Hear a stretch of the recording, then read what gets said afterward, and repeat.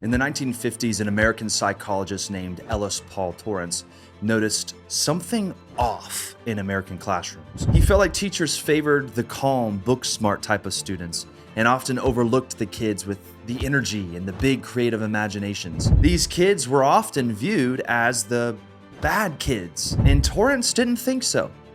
He felt that they were misunderstood. So in 1958, Torrance developed the gold standard Torrance test of creative thinking and devoted the rest of his life to studying creativity. He found that kids with more creative ideas in the initial testing were the ones who actually became the most accomplished later in adulthood. He was able to prove that creativity is an indicator of future success, reinforcing the need to encourage creativity rather than stifle it. But that's not all. Let's fast forward nearly 50 years to 2010. A researcher at the University of William & Mary analyzed 300,000 of these test scores dating back to its origin in the 50s, and she found something alarming, something that we need to pay attention to. She found that beginning in 1990, creativity scores began to plummet, marking the beginning of what is now known as the creativity crisis. And yes, scores continue to drop. And no, this is not just limited to the US. We're observing this on a global level. Now, there are numerous influences involving the educational system, technology, cultural and parenting shifts, economic pressures. The list is endless. However, most experts attribute the decline to really just three core factors, which we're going to unpack in just a moment. By the end of this episode, you should have a clear understanding of what is undermining your creative capacity, as well as some practical ways to promote creativity in you and your organization if you're in leadership. And let me tell you something, this episode really is important for anyone in leadership. That is, after all, what this community is all about. If you're new to the channel, I just want to say a big welcome. I'm Zach. I've been a leader in the social sector for many years, and after finishing graduate school, I decided to really lean into studying leadership, which is why I started this channel, so that I could be a student of leadership and hopefully serve really great people like you along the way. Every week, I release new content designed with you in mind. I try to keep it between 10 and 20 minutes to honor your time. And if you find value in today's episode, man, it would just mean the world to me if you would consider liking and subscribing, or if you're listening via podcast, rating and reviewing is just such a simple way to show your support. Obviously, if you have any questions or insights that you'd like to share with all of us, please feel free to hop in the comments. And I just want to say thank you so much for being an active part of this community. It means the world to me. I never take it for granted. All right, let's dive into today's content. I'm excited for this one. This is an important episode to me because I lead a team of creatives, and that's my background. Video editing and producers and mixing engineers and musicians and vocalists and camera operators and lighting designers. And it's just, the list is endless. Creativity is at the center of so much of that. And so for a long time, I was the creator. But over the years, I've had to increasingly shift my focus to leadership. And now I primarily invest in creatives from a leadership standpoint. So this is an area that I feel like I have a lot of experience in, but I also have to say that this is the area that I have to put the most work into. Creativity is kind of like vision. It tends to leak.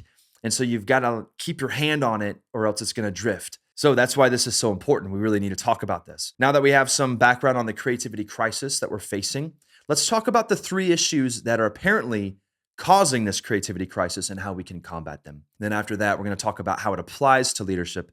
And then I have a special surprise for you at the end that I'm excited about. So it's going to be fun.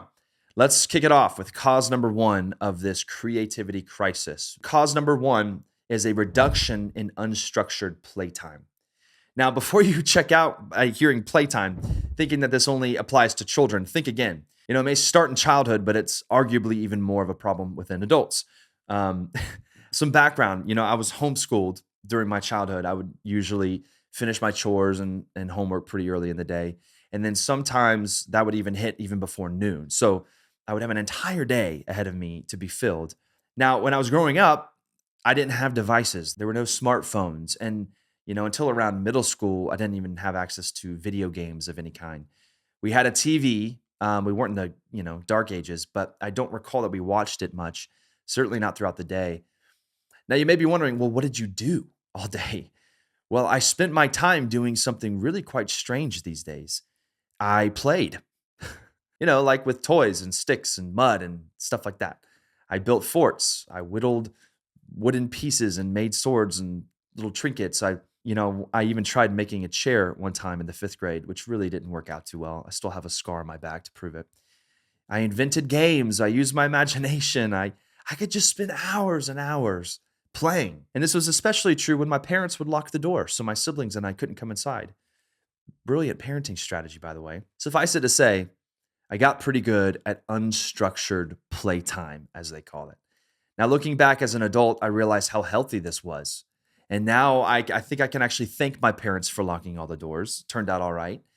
Research shows that unstructured play is essential for fostering creativity, essential for problem solving, essential for building imagination.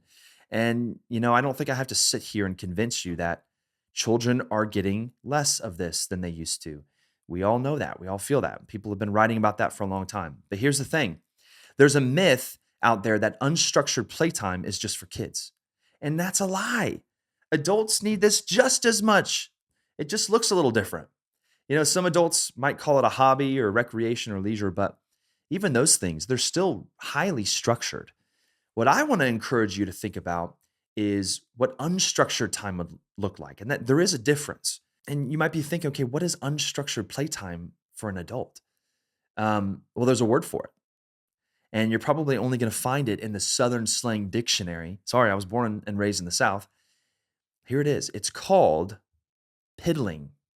Oh, sorry, excuse me. Let me give you the Southern version of it. Piddling. You're piddling, right? Now, sometimes adults overcomplicate this, okay? Let me break it down for you. Piddling is all about no agenda, no structure, just time piddling around with things and letting your mind wander. Some people call it like tinkering or whatever it might be. Give it a try, because you'll find that some of your best ideas might flow from this. I know for me, when I'll tell my wife, like, I feel like I just need to go piddle, like in the basement or in the garage or something, and all of a sudden my brain can just start being creative again and just sort of starts to wander and good things happen. Give it a try. I think it might make a difference for you. Anyway, let's move on to the next cause, which I'm sure you already anticipated, which is cause number 2, increase in passive screen time. In 2025, the average person worldwide spends approximately 6 hours and 45 minutes on screens daily. This shocked me. If you do the math, that's accounting for nearly 40% of their waking hours. Wow. The daily usage varies by age, of course. Gen Z averages about 9 hours. Teenagers, 7 hours and 22 minutes was the average. And then children aged 5 to 8 years old, get this, over 3.5 hours for children 5 to 8. It's wild. I'd encourage you to go check your own screen time on your device. There's features now that do that, and just see where you're at. Kind of get a temp on where you fall in this. I think it'll actually probably shock you. Now, here's the thing about screen time. While it's passive, it's still focused, meaning we think we're just resting when we're passively engaging in screen time, but it's actually incredibly mentally fatiguing. So not only is it choking out nearly 40% of our waking hours, but it's also leaving us feeling exhausted for the remaining hours of our day. Now, that's going to be a problem for creativity. And there's even more going on under the surface of this, which we're going to get to that in just a minute. But first, let's quickly touch on the third cause, and then we'll break it all down at the end. The third cause is increasingly overscheduled lifestyles. There's actually a lot of research coming out on this, particularly in adolescence. Our overscheduled lifestyles are leading to higher rates of depression, higher rates of anxiety, anger, sleep deprivation, and burnout. And obviously, that's not innocent. That's a problem, particularly for creativity. How are you supposed to be creative in that kind of intense environment? We know that creative work is highly energy intensive. It consumes significant mental and physical resources to form new neural pathways. And this just isn't going to thrive in an overpacked lifestyle. But there's another reason why this is killing our creativity. In fact, this is what I've been alluding to this whole time. It's what all three of these causes have in common. All three causes contribute to a decrease in boredom. Or put another way, all three causes stem from a desire to avoid the discomfort of boredom. Soren Kierkegaard said it's very curious that boredom, which itself has such a calm and sedate nature, can have such a capacity to initiate motion. And he's right. The question is, what is it initiating? Research shows that boredom is actually the root of a lot of important things, a lot of good things. At the top of the list is creativity. Boredom is kind of its own enigma, but when it comes down to it, boredom can be thought of as a state of mind characterized by a lack of interest, a lack of stimulation, or a lack of challenge.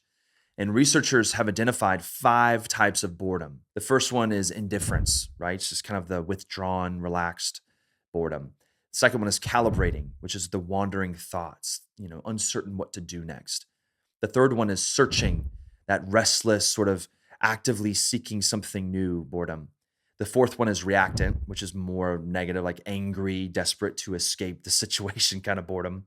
And then the last one is apathetic, which really is that helpless boredom. It's very similar to depression. Now, what a lot of people don't realize is that boredom, similar to hunger or pain, is this physiological cue saying, do something. These days we have everything we need to pretty much crucify any possibility of extended boredom. Outside of living fast-paced, busy lifestyles, we're conditioned to maximize every empty moment by reaching straight for our smartphones as soon as we get even the smallest whiff of boredom. We all do this. You know what it is. You're waiting in line. There's a moment of silence. You're whipping it out. It's like social media is just perfectly crafted to supply the dopamine hits that we need throughout our day to live boredom-free lives. And here's the problem. Research shows that boredom is a stimulus for creative thinking. Boredom cues the brain to seek stimulation. If you constantly avoid that need for stimulation with a busy schedule, or you satisfy the need for stimulation with passive screen time, then guess what? You never give your brain the opportunity to satisfy the need with creative thought. Do you see how this works? By killing boredom, you're essentially killing one of the greatest catalysts for creativity. That's big. That's big. Now, let's talk about how this applies to you and your leadership. It's actually really simple. Number one, let's kind of reverse engineer it. You and your team need margin. You can't be overscheduling things. If you're constantly burning the candle at both ends, it's very unlikely that you will have the margin to think creatively. And I feel this personally, like when my team is just really stressed or has a lot going on, creativity just really goes down. And there's been seasons where it just feels kind of understaffed. It feels kind of like we don't have the firepower we need. Creativity just, so yeah, margin. You need margin. Number two, you and your team need playtime. Get outside of the work environment every now and then and just play. My team does an annual retreat. This past fall, we went to the mountains just to hike, to journal, to pray, to be together. No agenda, just playtime, hanging out. We've been known to throw the football, have lightsaber duels, arm wrestle. We even eat lunch together most days. I'm telling you, this sort of playtime or downtime really helps with creativity. And number three, schedule creative time. Now, I don't know why, but people still have this thought that creativity is something you can't really control or you can't really orchestrate. And that's just not true. You can schedule time for creative work. In fact, you've got to schedule time for it. If you don't, it'll get lost. And here's a bonus number 4, okay? We kind of just have to admit that we got to put away the devices sometimes. If we're going to have our best creative work, we've got to take a break. The bottom line is you may not be able to hit some of those creative goals you're looking for if you're constantly feeding and satisfying your boredom with your device. You're gonna need to allow the boredom to strike every now and then. And with all the episodes that I do, I always feel like I'm trying to cram as much as I can into the 10 or 20 minute time frame that I try to promise you each and every week. So if you're looking for even more, I always try to give you something else, like a next step, whether it's a book recommendation or something.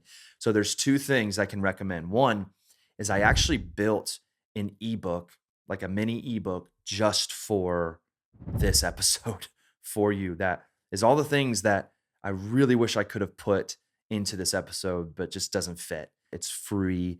It's really helpful. It includes 7 proven strategies for cultivating creativity, as well as a 5-day checklist challenge designed to really help you get some immediate results right out of the gates. This is something I built honestly for myself, first and foremost, but it's something I built for my team as well to work through. And it's something that you can come back to and use as needed whenever you need a boost. So I put a link in the description and the show notes if you want to check that out. Again, it's free. It's not going to hurt my feelings if you don't download it. And then also you might want to check out the leadership resource list that I put together. It's mainly books, honestly, and they're all sort of categorized by what their purpose is. I have it broken down sort of in terms of personal formation or organizational leadership or whatever category might be. You can always download that and then use that sort of as a, I don't know, like a playbook in between episodes is kind of how I designed that to be. Where this kind of sparks conversation, and then you use that during the week to sort of keep your growth going, even when we're not having time like this. So hopefully those 2 resources serve you. Let's go get creative.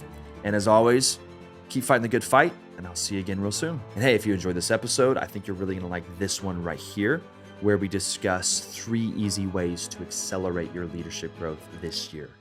I'll see you over there.